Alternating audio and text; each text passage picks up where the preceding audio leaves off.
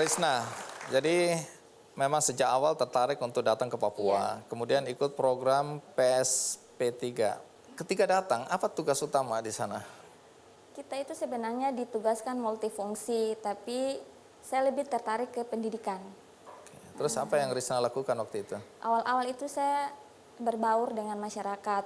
Nah, saya sempat waktu itu saya masih ingat awal sampai kenapa saya tertarik dengan pendidikan. Waktu itu kita ibu-ibu ada beberapa itu disuruh untuk bikin kebun percontohan. Tapi kasihan ibu-ibu itu disuruh kerja bikin lahan, wong dikasih bibit, dikasih modul. Orangnya tidak bisa baca itu bagaimana. Tapi saya bilang masyarakat Papua bukannya tidak tahu, mereka pintar kok bertani dan pertaniannya lumayan bisa menghidupi. Hanya saja yang harus dilihat itu adalah cara untuk bertani lebih produktivitas itu seperti apa. Nah itu yang dari pemerintah tidak bisa menjangkau itu. Nah saya tertarik seperti itu. Dan saya bersyukur waktu itu termotivasi juga sama ibu kepala kampung, Mama Yosina. Motivasinya luar biasa, ingin belajar. Belajar apa? Belajar membaca, ingin baca Alkitab. Oh jadi waktu itu beberapa perempuan di sana belum bisa baca? Ada bisa, tapi sebagian ada yang belum bisa. Nah itu yang bikin saya terdorong karena didorong juga oleh kondisi di komunitas Kampung Kobrey. Tadi bilang awal-awal datang 4 bulan nggak digaji. Iya. Kenapa begitu? Kurang tahu juga. Itu harusnya dapat berapa itu setiap bulannya? Setiap bulan itu 4 juta. Untuk apa aja biasanya? Itu gaji saja atau? Itu gaji, murni gaji. Oke. Tapi akhirnya dibayar? Iya, per 3 bulan atau 4 bulan itu kita sama teman-teman PSP3 itu marah dan sering mendesak dari Dispora Provinsi Papua Barat untuk melihat bagaimana kondisi teman-teman di Kabupaten Manokwari Selatan. Kenapa tidak digaji sampai 4 bulan begitu. Tapi selama 4 bulan akhirnya bertahan dengan minta orang tua kirim uang. Minta orang tua, alhamdulillah juga orang masyarakat baik sekali dengan saya. Nah, saya bersyukur dan saya menemukan keluarga. Dukungan masyarakat waktu itu apa? Banyak sekali, saya dilindungi, dikasih apa saja kebutuhan saya. Nah, Risna kan mendirikan rumah cerdas ya, komunitas perempuan Arfak. Iya. Ini apa ini? Nah, itu sebenarnya wadah yang saya buat untuk menghimpun masyarakat di komunitas Kampung Kobrey. Awal muasal itu saya hanya merespon bagaimana kebutuhan ibu-ibu. Nah, karena saya lihat motivasi untuk membangun itu adalah perempuan sebenarnya. Tapi tidak tahu wadahnya itu apa. Nah, saya bersepakat nama yang pas adalah Rumah Cerdas Komunitas Perempuan Arfak. Baik, daripada kita penasaran membayangkan apa yang dilakukan oleh Risna di sana, mari kita simak dulu video berikut ini.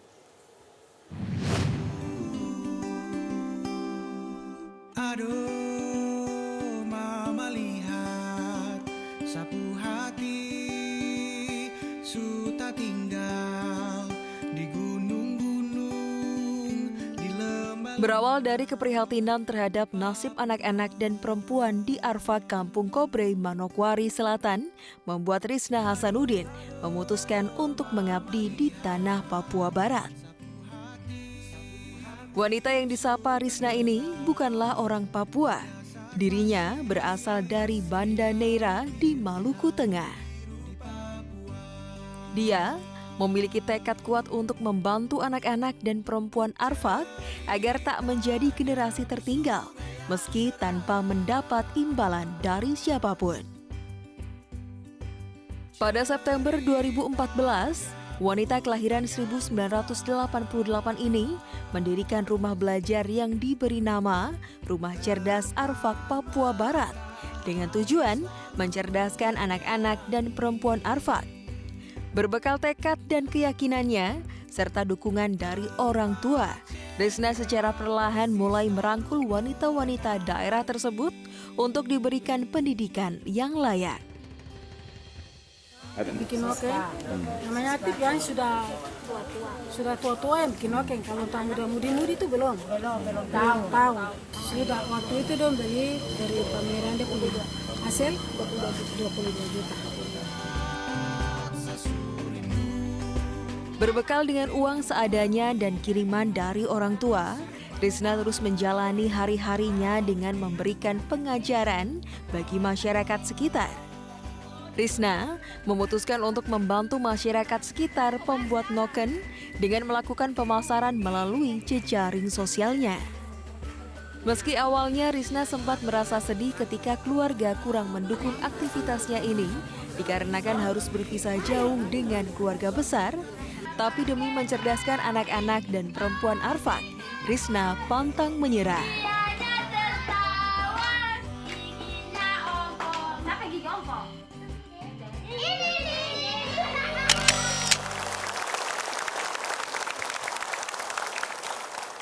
Jadi apa aja kegiatan di Rumah Cerdas ini? Kita punya kegiatan belajar, ada PAUD, kelas PAUD, terus ada kelompok bimbel anak-anak, itu ada di bidang pendidikan sama kesehatan remaja, terus sama kelompok belajar ibu-ibu. Cuma dari video tadi yang paling penting siapa yang ompong itu? Satu anak yang ditunjuk. Jadi ada kegiatan anak-anak juga Iya. ibu-ibu ya. Iya. Termasuk pemberdayaan untuk membuat noken yang bagus-bagus ini ya. Ya, Terus nokennya diapakan ini? awal muasal itu selama 3 tahun saya sembari research, saya meneliti, ternyata di komunitas Kampung Kobre itu budaya noken itu hampir hilang. Memang hilang untuk generasi muda anak-anak. Nah, yang melestarikan dia adalah ibu-ibu, kelompok ibu-ibu ini. Nah, saya ingin mengajak ibu-ibu untuk melestarikan budaya Papua khusus noken, karena kan noken ini kan adalah identitas masyarakat ya. Papua. Baik. Nanti cerita lagi ya lebih lanjut mengenai ini. Nah, biasanya dari pengalaman saya nih, kalau ada pemberdayaan perempuan di Iya. beberapa daerah yang didominasi oleh kaum pria, kaum laki-laki, biasanya suami-suami atau laki-laki kurang suka. Karena habis itu istri-istrinya berani berdebat. Sudah mulai tahu hak-haknya kan. Nah, kalau di Kampung Kobre ini gimana? Alhamdulillah Tidak Iya, ada ya. Jadi tidak suami-suami mendukung ya. Iya, mendukung. Pasti itu penonton acara Kick Andy itu.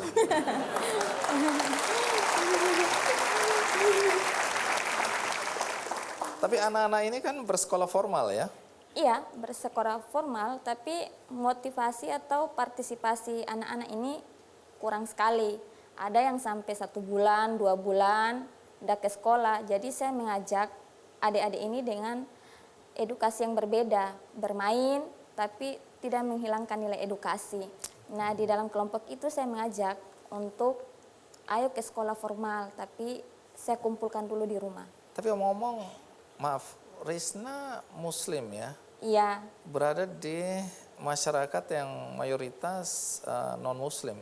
saya sendiri sama calon suami saya. Nah, bagaimana situasi di sana ketika melihat Risma hadir?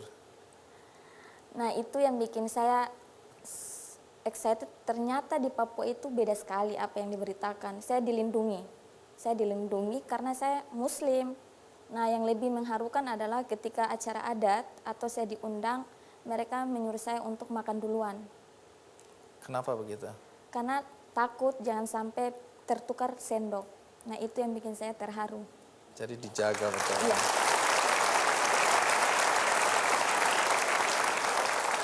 Nah, bahkan saya dengar awal-awal mengajar ibu-ibu membaca yang dipakai Alkitab. Iya, karena motivasinya adalah untuk membaca Alkitab. Sebenarnya bukan ibu-ibu, saya disodorkan Alkitab itu sama beberapa anak. Dia bilang, "Kak mau belajar tapi belajarnya agama." Aduh, saya dikasih Alkitab bergambar.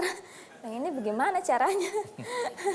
Tapi saya menjelaskan dengan metode saya bahwa agama itu menceritakan tentang kasih, menyayangi orang tua, sesama, melindungi lingkungan dan yang lain-lain. Nah, saya memakai pendekatan itu dan alhamdulillah anak-anak senang.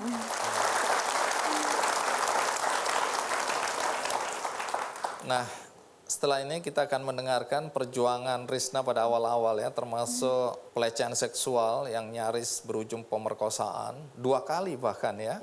Terus bagaimana reaksi orang tuanya ketika mendengar anaknya tanda kutip nyaris diperkosa. Tapi kemudian Risna sempat pulang kampung, tapi kembali lagi walaupun sudah mengalami hal-hal yang buruk dalam hidup Risma ya. Iya. Nanti cerita, ikuti terus Ki Candy.